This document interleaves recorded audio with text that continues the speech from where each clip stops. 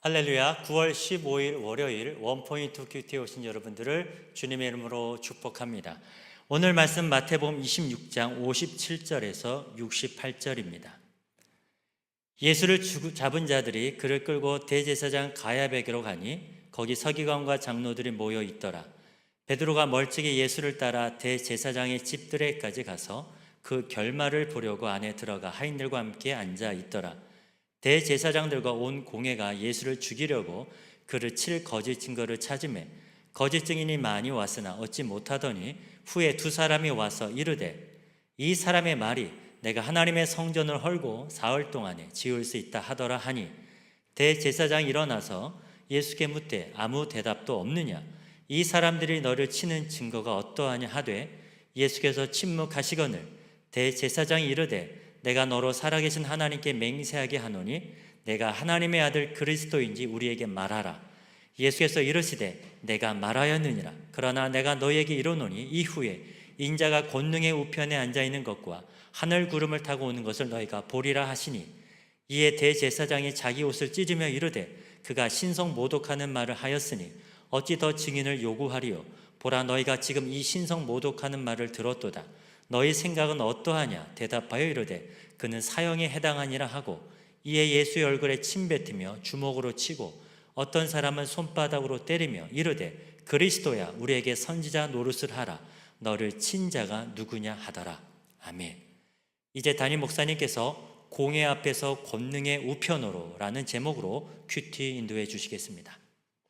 할렐루야. 네, 오늘도 9월 15일, 이제 9월 중순을 또 향하여 갑니다. 이미 9월에 접어들었다는 것은 이제 벌써 사사분기에 가까워오고 있습니다. 이제 새밑 연말을 우리가 피할 수 없이 마주하게 됩니다. 여러분 그럴 때 너무 빨라, 올해는 뭘 했지? 한참 여름에 습하고 더웠던 것만 기억하고 힘들어 하다 어느 순간에 가을을 맞고 다시 또 찬바람을 맞고 그러면서 또 추운 겨울을 맞으면서 내가 남아있는 게 무엇인지를 돌아보지 않을 수가 없어요. 자, 9월, 10월은 그렇게 해서 나를 돌아보기 아주 좋은 묵상의 계절, 명상의 계절입니다. 이렇게 하나님이 우리에게 가을을 주시는 것은 깊이 한번 돌이켜보라는 거예요. 물론 조금 더운 기운이 있습니다만 오늘 월요일 날 힘있게 하루를 시작하실 때 나는 누구인가? 나는 무엇을 위해 사는가? 나는 어디로 가야 하는 존재인가? 한 번 더 오늘 말씀을 통하여 확인하시고 여러분의 행로에 다시 한번 더듬으면서 나가셨으면 좋겠습니다. 자, 오늘 특별히 마태복음 26장 57절에서 68절 마태복음의 마지막 장면을 향하여 달려갑니다. 예수님이 죽고 부활한 장면이 이제 마지막 장면이죠. 이 복음서의 핵심은 그리스도의 오심과 그리스도의 죽으심과 부활입니다. 하나님의 아들이 이것이 이 땅에 오셔서 나의 죄를 대신해서, 자, 이 말을 우리가 한번 잘 묵상하셔야 돼요. 내 대신 죽으셨다. Instead of my sin, 나의 죄. 오늘 우리 믿는 모든 이들의 죄 대신 짊어지고 형벌을 당하셨다. 사형당하는 사람에게 대신 상수가 등장한다면 이거야말로 천군 만마와 같은 선물이고 기적일 거예요. 그 감격을 잊어버리시면 안 돼요. 오늘 바로 그 장면에 예수님이 직접 몸소 들어가는 장면입니다. 그래서 57절에서 여기 59절까지 예수님이 잡히시죠. 잡혀주시는 겁니다. 자, 우리는 로마의 육군단을 동원할 만한 강력한 힘이 있는 예수님께서 이 제사장과 무리들의 손에 의해서 잡힌다? 이거는 주님이 능력이 부족한 것도 아니고 힘이 없는 것도 아니라 잡혀주시는 하나님의 말씀을 이루기 위한 순종의 모습이에요. 그래서 예수를 잡은 자들이 그를 끌고 대제사장 가야바에로 가니 거기 서기관과 장로들이 모여 있더라. 잘 보세요. 이 장면을 보면 예수를 잡은 자들이 그를 끌고 대제사장 가야바, 당시에까지도 대제사장 직분은 살아 있었습니다. 제사장은 율법의 짐을 대신 지고 양에게 그 죄를 전가하여 죽여서 하나님의 번제단의 피를 바르고 분향단에 바르고 6월절의 대속제일에는 바로 성소에 들어가서 그 하나님의 시은자의 피를 극하게 흘려서 사제와 함께 주님 만나는 자의 역할을 하는 게 대제사장이에요. 근데 오늘 제물은 누굽니까? 대제사장 앞으로 갈 제물이 바로 예수님입니다. 살아있는 인간 제물, 하나님의 아들 제물, 처음으로 우리가 경험하는 엄청난 제물인데 히브리서는 이것을 그가 단번에 죽음으로 우리의 모든 제사를 다 이루었다고 말합니다. 그러므로 제사장은 율법을 대신하여 정죄를 받기 위하여 예수님을 안으시고 들어가야 합니다. 이게 주님이 허락한 오늘 가야바에 대한 일종의 역할이 되겠어요. 자, 이럴 때 우리가 여기 이제 예수님이 잡혀갈 때 여기 58절에 베드로가 나옵니다. 베드로가 멀찍이 이때부터 베드로는 두려움과 어떤 면에서 다 도망간 다른 동료 제자들 상황을 보면서 그동안 믿음이 한순간에 무너지며 그는 불안에 멀찍이 뒤에서 따라가는 모습을 볼 수 있어요. 대제사장의 집들까지 가서 그 결말을 보려고 안에 들어가 하인들과 함께 앉아 있더라 이렇게 했습니다. 내가 믿음의 확신이 없고 불안과 두려움이 나를 지배할 때 어느 때든지 우리는 시험에 넘어질 가능성이 있는 거예요. 자, 그랬더니 어떻게 된 겁니까?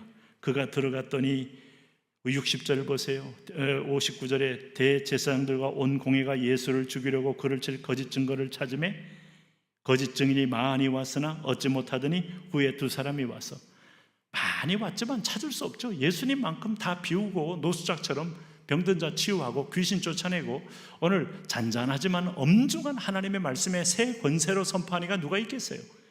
오히려 이것이 진짜이기 때문에 두려워서 예수님을 통해서 자기의 종교적 기득권이 다 잃어버릴까 봐 예수님에 대해 흠결을 잡겠다고 끊임없이 다가오는 여기 대제사장들과 서기관들과 산헤드린 공회원들 아닙니까? 그러니까 거짓 증거 찾은 겁니다. 세상의 눈으로 봐도 예수님은 거짓 증거를 찾을 수가 없어요. 그런데 거짓 증인이 많이 왔으나 얻지 못하였다는 걸 볼 때 예수님에게 있어서 어떤 죄도 흠도 발견할 수 없었다. 빌라도도 그랬습니다. 그런데 여러분 보세요. 여기서 이제 64절까지 이어지는 게 이제 예수님과 대답을 하는 장면이 나옵니다. 자, 62절을 보세요. 61절입니다. 이르되 이 사람의 말이 내가 하나님의 성전을 헐고 사흘 동안에 지을 수 있다 하더라 하니, 자, 이 대목은 아주 민감한 대목이에요. 그랬더니 대제사장이 일어서서 예수께 묻되 아무 대답도 없느냐. 63절에 예수께서 침묵하시거늘 대제사장이 이르되 내가 너로 살아계신 하나님께 맹세하게 하노니 내가 하나님의 아들 그리스도인 줄 우리에게 말하라. 야, 이거는 예수님의 정체성, 하나님이시자 사람이신 예수님, 이걸 직접 묻는 겁니다. 그랬더니 예수님이 이 말에 대해서 결코 침묵하지 않아요. 내가 말하였느니라. 내가 바로 그다, 그런 말입니다. 그러나 내가 너희에게 이르노니 너희 이후에 인자가 권능의 우편에 앉아있는 것과 하늘 구름을 타고 오는 것을 너희가 보리라. 재림까지 선포해 주시는 예수님이에요. 여러분, 놀랍지 않습니까? 예수님 마지막에 내가 크다, 내가 하나님의 아들이다, 동시에 내가 완전한 사람의 아들이다, 인성과 신성을 100%씩 가지고 있는 하나님이 이 땅에서 너희를 위하여 죽기 위해 보낸 흠없는 제물이다, 이 선포하시는 거예요. 그래야 여러분 최후에 십자가가 의미가 있는 겁니다. 주님은 자기 입으로 또 증거하신 겁니다. 그랬더니 하나님의 아들이라고 말하니까 대제사장들이 이제 이것은 신성모독입니다. 옷을 찢으며 이르되 그가 신성모독하는 말을 하시니 어찌 더 증인을 요구하리요. 자, 이것만으로도 사형 언도가 가능합니다. 예수님은 진리를 선포했고 이들은 진리를 믿지 않았고 예수님에 대해서 신성모독의 죄를 씌워서 사형할 수 있는 상황으로 몰고 간 거예요. 그러면서 예수님을 모욕합니다. 여기 보세요. 67절에 이에 예수의 얼굴에 침 뱉으며 주먹으로 치고 어떤 사람은 손바닥으로 때리며, 창조주가 피조물에 의해서 가장 모욕과 수치를 당하는 고통스러운 장면 중에 하나가 이런 것들입니다. 배신의 아픔, 또 여러분 하극상의 고통, 그 다음에 모욕의 어떤 면에서 보면 모욕 잘못 받으면요 군인들은 그냥 자결해버립니다. 우리가 여러분 자존심이 심각한 상처를 입으면 인간들은요 견딜 수 없는 분노와 자기 여러분 어떤 면에서 보면 방어 기제마저 작동이 안 되면 일어설 수 없는 존재가 돼요. 심지어는 예전에 그 독일의 그 유명한 축구 감독이었던 이 레브 감독은 어마무시한 승리를 했고 드디어 독일을 월드컵 4강에 2번이나 이끌고 그리고 우승까지 했던 엄청난 기록의 소유자입니다. 그런데 우리나라하고 2020년인가요? 18년인가요? 러시아 월드컵에서 우리나라에 2대0으로 지고 예선 탈락한 다음에 그는 지금도 회복을 못하고 있어요. 능력이 부족해서가 아니라 자존감이 너무 상처를 입었던 거예요. 그만큼 여러분 자존심은 엄청 무서운 겁니다. 그런데 오늘 예수님은 하나님의 아들로서 인간의 손에서 철저하게 유린당하는 모습 볼 수 있어요. 그리고 68절에 이르되 그리스도야 우리에게 선지자 노릇을 하라. 너를 친 자가 누구냐? 너를 뒤에서 쳤는데 누구게 쳤겠느냐? 너는 선지자라면 알아보지 않겠느냐? 하면서 끝까지 모욕을 하는 겁니다. 여러분, 죄의 결과는 모욕이고 조롱이고 수치인데 주님이 이 과정에서 다 안고 마지막에 사망까지 안으시는 겁니다.